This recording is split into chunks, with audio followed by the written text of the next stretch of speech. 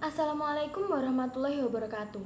Perkenalkan, nama saya Zakia Rona Nabila dari Program Studi Ilmu Komunikasi dengan nomor induk mahasiswa 040205200049. Di video kali ini, saya ingin berbagi pengetahuan mengenai pengertian dan ruang lingkup sosiologi komunikasi. Apa sih sosiologi komunikasi itu?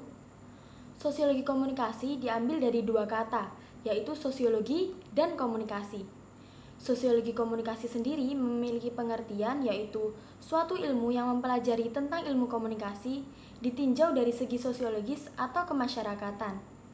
Sosiologi komunikasi menurut Surjono Sukanto merupakan kekhususan sosiologi dalam mempelajari interaksi sosial, yaitu suatu hubungan atau komunikasi yang menimbulkan proses saling mempengaruhi antara para individu, individu dengan kelompok maupun antar kelompok.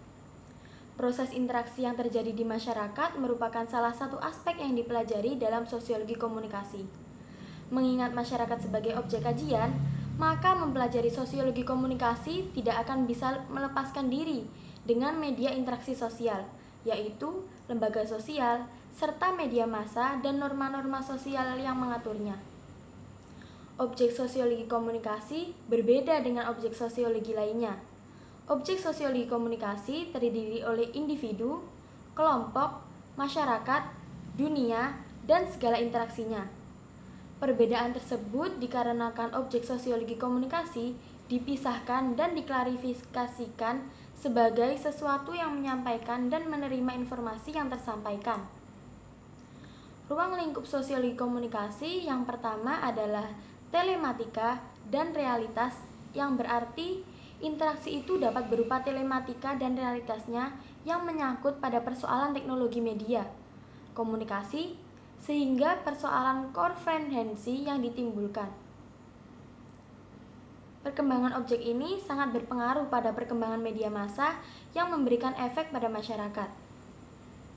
Yang kedua, yaitu efek media massa yang merupakan perangkat kehidupan masyarakat yang turut mengubah pola hidup mereka.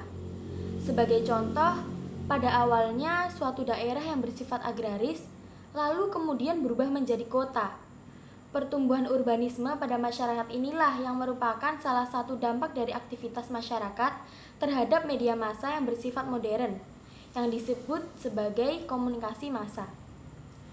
Ruang lingkup sosiologi komunikasi yang ketiga yaitu norma sosial baru.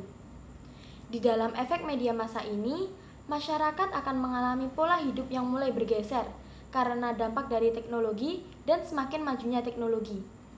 Sehingga masyarakat akan mengalami pergeseran norma-norma sosial hingga menjadi norma-norma baru yang secara tidak langsung akan berlaku.